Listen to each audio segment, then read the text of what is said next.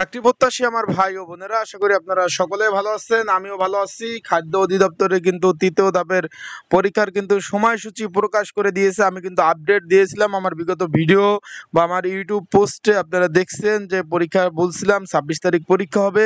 ইনশাল্লাহ আমার কথা মিল পেয়েছেন কিনা অবশ্যই কমেন্টস করে জানাবেন। এখন আমরা আজকে আলোচনা করব, তারা নোটিশ প্রকাশ করে দিয়েছে কতজন পরীক্ষার্থী রয়েছে এবং এক পদের বিপরীতে কতজন লড়বে। বিস্তারিত বিষয় আজকে আমরা আলোচনা করব। তাই ভিডিওটা শুরু থেকে শেষ পর্যন্ত অবশ্যই আপনাদের দেখতে হবে। বিস্তারিত সকল বিষয় আপনারা কিন্তু আমার এই ভিডিওর মাধ্যমে জানতে পারবেন। আর বাকি পদ যেগুলো রয়েছে সেগুলোর কবে নাগাদ পরীক্ষা হতে পারে সকল বিষয় বিস্তারিত বিষয় জানতে পারবেন এই ভিডিওর মাধ্যমে। চলুন ভিডিওটা শুরু করে দেই। তার আগে বলে দিই, আপনারা যারা আমার ইউটিউব চ্যানেলে নতুন তারা অবশ্যই আমার ইউটিউব চ্যানেলটা সাবস্ক্রাইব করে রাখবেন। ফেসবুক পেজ থেকে ভিডিও দেখলে ফলো করবেন, লাইক কমেন্ট শেয়ার করে অন্যকে দেখার সুযোগ করে দেবেন। খাদ্য অধিদপ্তরে বিশাল বড় যে নিয়োগটা রয়েছিল, এর মধ্যে অফিস সহকারী কাম কম্পিউটার মুদ্রক্ষিক, এখানে শূন্যপদের সংখ্যা ছিল 436টি।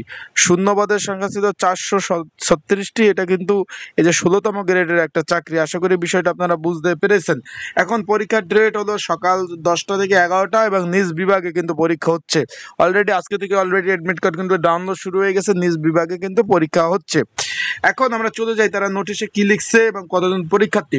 আমরা একটু দেখে নেই। এখানে লিখছে বিষয় খাদ্য অধিদপ্তরের 25 ক্যাটাগরির 1791 শূন্য পদে জনবল নিয়োগের তৃতীয় পর্যায় তৃতীয় ধাপের অফিস সহকারী কাম কম্পিউটার মুদ্রক্ষিক পদের এমসিকিউ পরীক্ষা হতে যাচ্ছে।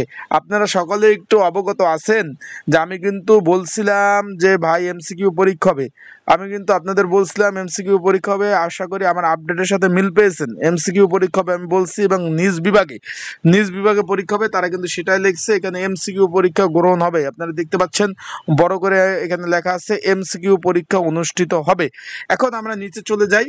এখানে বলছে যে এটা 3বার নিয়োগ দিছে। 3বারের নিয়োগ বিজ্ঞপ্তিতে যারা অ্যাপ্লাই করছেন, অনেকে আমাকে জিজ্ঞেস করছিলেন যে ভাই আমি তো প্রথমবার অ্যাপ্লাই করতে পারি না, পরবর্তী ধাপে আমি অ্যাপ্লাই করছি, সেক্ষেত্রে কি আমি পরীক্ষা দিতে পারবো? ভাই সকলেই অলরেডি আজকে সকাল থেকে ভাই মেসেজ চলে এসেছে, আপনারা অ্যাডমিট কার্ড ডাউনলোড করতে পারবেন।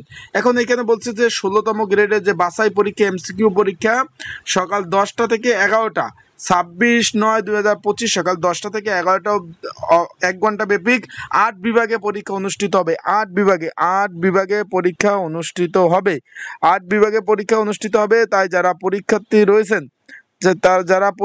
রয়েছেন তারা অবশ্যই স্ক্রিনের উপর যে হোয়াটসঅ্যাপ নাম্বার রয়েছে, ডিসক্রিপশন বক্সে যে নাম্বার রয়েছে, তারা অবশ্যই যদি আপনাদের সাজেশন প্রয়োজন হয়, যদি আপনাদের কারো সাজেশন প্রয়োজন হয়, স্ক্রিনের উপর হোয়াটসঅ্যাপ নাম্বার রয়েছে, ডিসক্রিপশন বক্সে নাম্বার রয়েছে, এই নাম্বারে মেসেজ করবেন।